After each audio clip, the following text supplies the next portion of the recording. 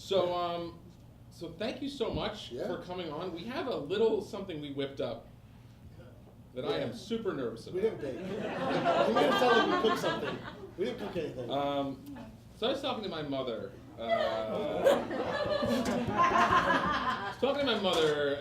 About like 3 weeks ago. We were talking about what we were going to do with the show. I was telling her who we had on. And she was like, oh, you should do sex questions from moms. And I said, okay. I brought it to Cho, and he loved it, and I brought it to the rest of the writers, and they loved it, and I was like, well, fuck. I guess we're doing this. I was happy because my mom didn't want to do it. So, tell them what we're doing next. Yeah, we're gonna have moms ask questions of sex. Sex questions for moms with Dr. Timaree.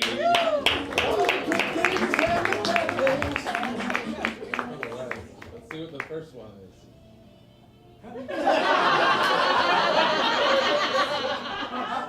Wondering if men and women are equally sexually driven, or like the media tells us that men are more highly sexually driven than women. Beth, did you hear that? By the way, nobody whose mom asked knows the question. Yeah. Like, this is the first time they're hearing the question. That's a really interesting and complex question. It's hard to say because testosterone is one of the greatest factors in terms of like sexual desire, but of course testosterone is present in both all genders, etc. There is something major to be said for the socialization around desire, that like men are strongly encouraged to express what they want, and if you don't, you'll get called names because like you just have to be straight or else everything's terrible. But with women, your desire, if expressed, will often be shut down. Like, there's a very strong double standard in terms of like how much you're allowed to want, how much you're allowed to have. And so it's really hard to say what is real versus what people are conditioned to say. So realistically, when we take all those other factors out of it, it seems like interest in hookups, interest in sex, like number of times per week, there's really not a big difference. And in fact, there's, in long-term relationships, a significant issue with women wanting sex more often than their male partners, which, you know, we can't account for necessarily entirely by testosterone. So, All right. that doesn't answer anything. Great.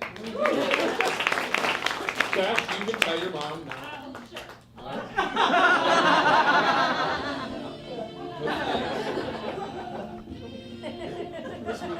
Hi, Dr. Timaree. Can you give me some advice on when is the best time to talk to your sons about sex?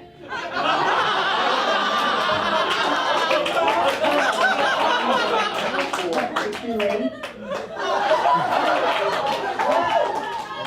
Well, Bill has had sex more with at least 2 girls, so you're a little. So you can laugh.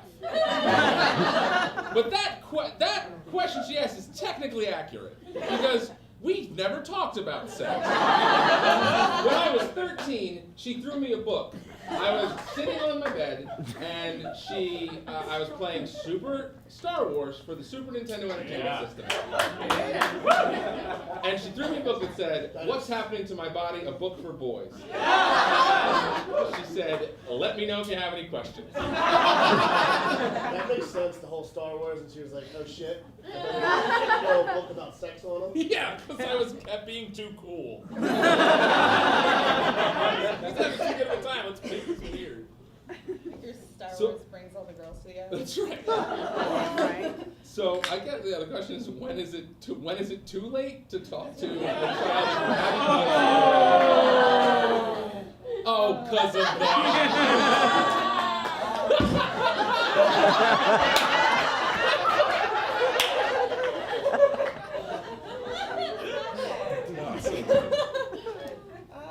I mean, to reiterate the point, like it's supposed to be a lifelong thing. It should start early.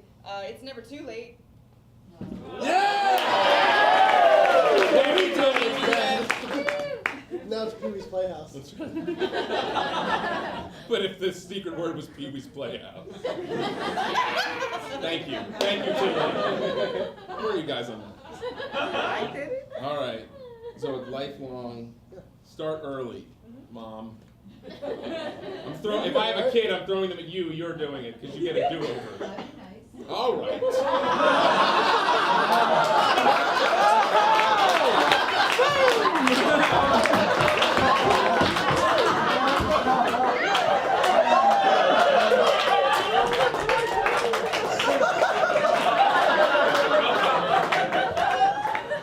I reap what I sow. Do we have another?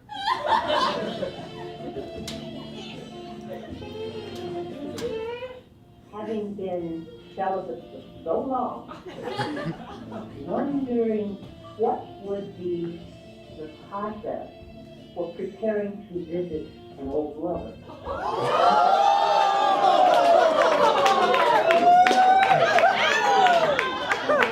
Alyssa, At college? Or what? Alyssa, are you sure you're not building a sex robot? She asked about whether to ask about STD results. Oh, that's a super good question. Hell yeah, Alyssa's mom. Yeah.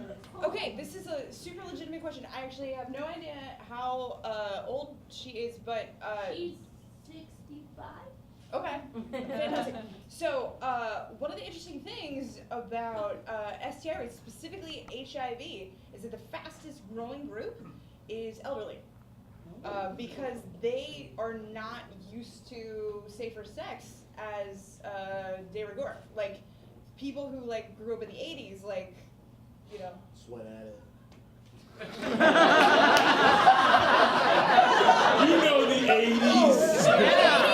No, people in the 80s, like, HIV has always been a thing, and so safer sex was sort of like par for the course, but somebody who grew up decades before HIV, or perhaps was like celibate or married or etc., like through the AIDS crisis, it's less normalized. And so we are finding in retirement communities and in residential facilities for people in their 70s and 80s, like a whole lot of STIs.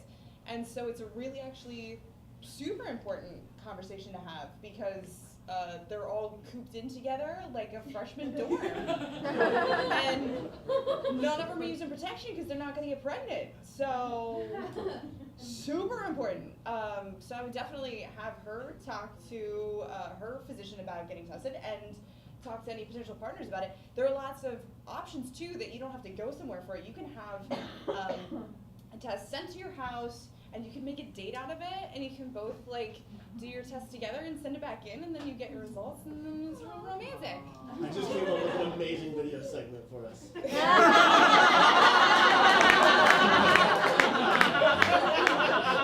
Boy, that is, yeah. No, let's do it. I mean. It's bowling. It's all right. Do we have One more, right? Oh boy. Better and better. I hope. I don't. Hi, Dr. All Timaree. right. I heard about Timaree, and I was trying to figure out what things I might be able to use, and I was wondering how might I use it? I have it in my closet.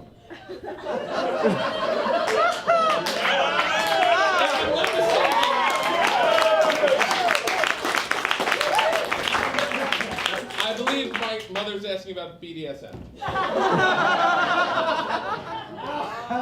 mean, that was not implicit. You're right. You're right. That's not implicit. I'm assuming that my mother's asking about BDSM. Okay. Okay. The sentence I never thought I'd say. I didn't hear everything, but it sounded like she was asking about how to use the feather duster.